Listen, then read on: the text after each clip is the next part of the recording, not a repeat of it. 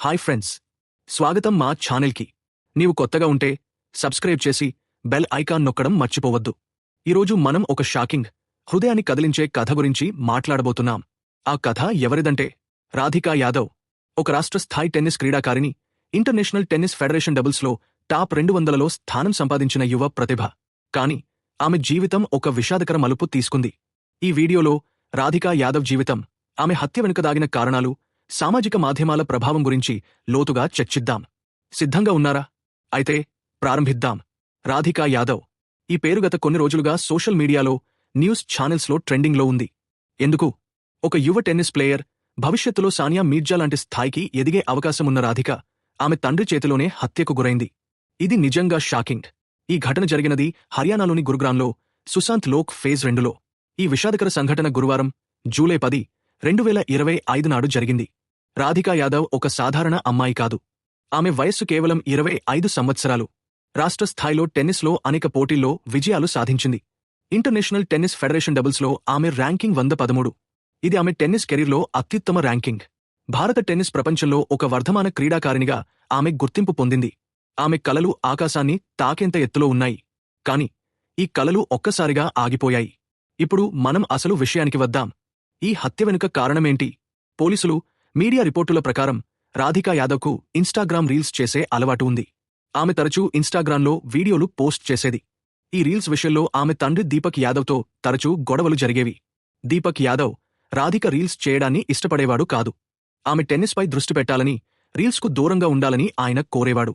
కాని రాధిక ఈ విషయంలో తండ్రి మాట వినలేదు. ఈ విషయం వారి మధ్య గొడవలకు దారితీసింది. ఈ గొడవలు ఒకరోజు ఊహించని రీతిలో ముగిశాయి. జూలై 10, 2025 నాడు గురుగ్రామ్లోని సెక్టార్ 57లో ఉన్నవారి ఇంట్లో దీపక్ యాదవ్ తన కూతురు రాధికను తుపాకీతో కాల్చి చంపాడు. ఈ ఘటన స్థానికులను, టెన్నిస్ ప్రపంచాన్ని, సోషల్ మీడియా యూజర్లను షాక్కు గురిచేసింది. పోలీసులు వెంటనే దీపక్ యాదవ్ను అరెస్టు చేశారు. ఈ ఘటనపై కేసు నమోదు చేసి దర్యాప్తు ప్రారంభించారు. ఇప్పుడు ఒక్క క్షణం ఆలోచించండి. ఒక యువ అమ్మాయి తన కలలను సాధించే దిశగా పయనిస్తోంది. టెన్నిస్లో దేశానికి పేరు తెచ్చే అవకాశమున్న ఆమె ఇన్స్టాగ్రామ్ రీల్స్ చేసినందుకు తన జీవితాన్ని కోల్పోయింది. ఇది కేవలం ఒక హత్య కథ కాదు. ఇది సామాజిక మాధ్యమాల ప్రభావం, కుటుంబ సంబంధాలు, తల్లిదండ్రులు పిల్లల మధ్య అవగాహన లోపం గురించి మనకు చాలా చెబుతుంది. సామాజిక మాధ్యమాలు ఈ రోజుల్లో మన జీవితంలో ఒక భాగమైపోయాయి. ఇన్స్టాగ్రామ్, టిక్టాక్, యూట్యూబ్ వంటి ప్లాట్ఫామ్స్లో రీల్స్, షార్ట్ వీడియోలు చేయడం యువతకు ఒక హాబీగా మారింది. కొందరికి ఇది సృజనాత్మకతను వ్యక్తీకరించే మార్గం. కొందరికి ఇది ఫేమస్ అయ్యే అవకాశం. రాధికా యాదవ్ కూడా ఇన్స్టాగ్రామ్లో రీల్స్ చేయడం ద్వారా తన వ్యక్తిత్వాన్ని, తన జీవనశైలిని ప్రపంచంతో పంచుకునేది. కాని ఆమె తండ్రికి ఇది ఒక వ్యసనంలా కనిపించింది. ఇక్కడ ఒక ముఖ్యమైన ప్రశ్న ఉద్భవిస్తుంది. సామాజిక మాధ్యమాలు మన జీవితంలో ఎంతవరకు ప్రభావం చూపుతున్నాయి? రాధిక విషయంలో ఆమె రీల్స్ చేయడం ఒక సాధారణ హాబీ కావచ్చు. కాని ఆమె తండ్రి దృష్టిలో ఇది ఆమె కెరీర్కు అడ్డంకిగా మారింది. ఈ అభిప్రాయ భేదం వారి మధ్య గొడవలకు దారితీసింది. ఈ గొడవలు చివరకు ఒక విషాదకర ఘటనకు దారితీశాయి. ఇప్పుడు మనం కొంచెం లోతుగా ఆలోచిద్దాం. రాధికా యాదవ్ కథ కేవలం ఒక్క హత్య గురించి మాత్రమే కాదు. ఇది తల్లిదండ్రులు, పిల్లల మధ్య సంబంధాల గురించి కూడా మాట్లాడుతుంది. ఈ రోజుల్లో యువతకు సామాజిక మాధ్యమాలు ఒక భాగమైపోయాయి. కాని కొంతమంది తల్లిదండ్రులు దీనిని అర్థం చేసుకోలేకపోతున్నారు. రాధిక తండ్రి దీపక్ యాదవ్ ఆమె రీల్స్ చేయడాన్ని ఒక వ్యర్థం లేదా వ్యసనంగా భావించి ఉండవచ్చు. కాని రాధిక దృష్టిలో అది ఆమె సృజనాత్మకతను వ్యక్తీకరించే మార్గం కావచ్చు. ఈ ఘటన మనకు మరో ముఖ్యమైన పాఠం నేర్పిస్తుంది. Communication gap. తల్లిదండ్రులు, పిల్లల మధ్య సరైన సంభాషణ లేకపోతే చిన్న విషయాలు కూడా పెద్ద గొడవలకు దారితీస్తాయి. రాధిక, ఆమె తండ్రి మధ్య ఈ కమ్యూనికేషన్ గ్యాప్ ఒక విషాదకర ఫలితాన్ని ఇచ్చింది. ఒకవేళ వారిద్దరూ ఒకరి ఆలోచనలను మరొకరు అర్థం చేసుకునే ప్రయత్నం చేసి ఉంటే ఈ ఘటన జరిగి ఉండేది కాదేమో. ఇప్పుడు మనం ఈ ఘటన యొక్క సామాజిక ప్రభావాన్ని చూద్దాం. రాధికా యాదవ్ హత్య కేసు సోషల్ మీడియాలో భారీ చర్చనీయాంశంగా మారింది.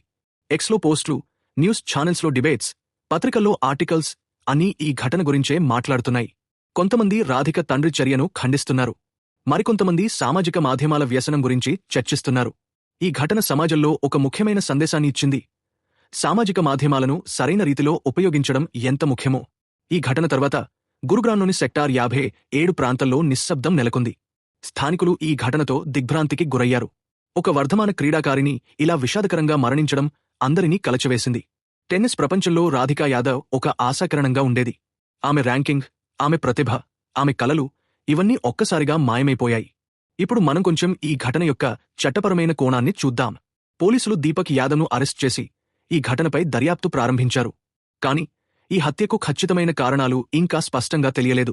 కొన్ని మీడియా రిపోర్టులు రీల్స్ విషయంలో గొడవే ఈ హత్యకు కారణమని చెబుతున్నాయి. మరికొన్ని రిపోర్టులు ఇతర కోణాలను కూడా అన్వేషిస్తున్నాయి. ఈ ఘటన జరిగిన సమయంలో రాధిక తల్లి ఏం చేస్తున్నారు? ఆమె ఈ గొడవల గురించి ఏమైనా తెలుసా? ఇలాంటి ప్రశ్నలకు పోలీసులు ఇంకా సమాధానాలు వెతుకుతున్నారు. ఈ ఘటన సమాజంలో మరో ముఖ్యమైన అంశాన్ని కూడా లేవనెత్తింది: మహిళల స్వాతంత్ర్యం. రాధికా యాదవ్ ఒక స్వతంత్ర యువతి. ఆమె తన కెరీర్లో, తన జీవితంలో తన సొంత నిర్ణయాలు తీసుకునే హక్కు ఆమెకు ఉంది.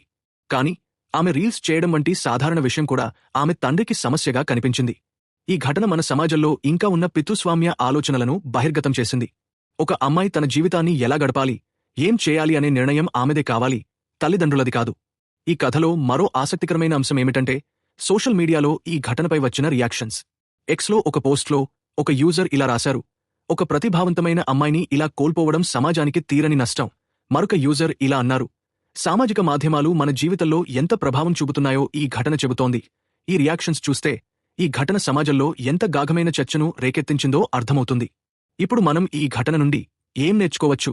మొదటిది, సామాజిక మాధ్యమాలను సమతుల్యంగా ఉపయోగించడం. రీల్స్ చేయడం, వీడియోలు పోస్ట్ చేయడం, ఇవన్నీ సరదాగా, సృజనాత్మకంగా ఉండవచ్చు. కాని అవి మన జీవితంలోని ఇతర ముఖ్యమైన అంశాలను ఆక్రమించకూడదు. రెండవది, తల్లిదండ్రులు, పిల్లల మధ్య సంభాషణ. ఒకరి ఆలోచనలను మరొకరు అర్థం చేసుకోవడం చాలా ముఖ్యం.